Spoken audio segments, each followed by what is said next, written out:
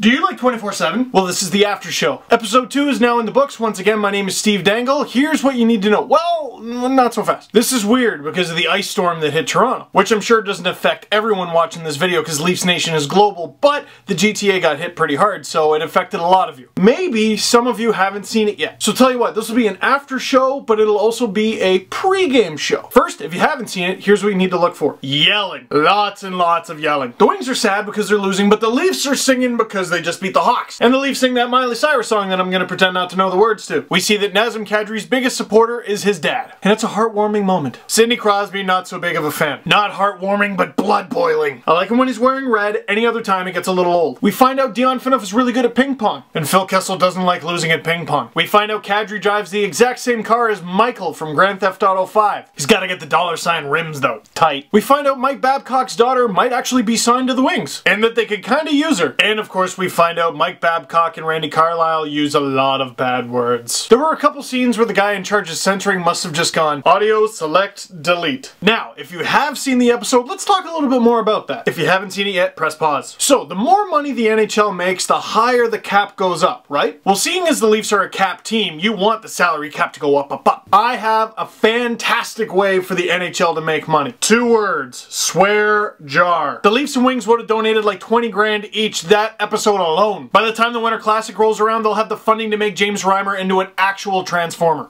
James! Nicholas Cronwell slapshot at the point! Ref's just like, we need another puck. The rulebook doesn't say anything about rockets, it's cool. Seriously though, whenever you're watching a 24/7 episode and that ominous music comes on, you know what I mean. That...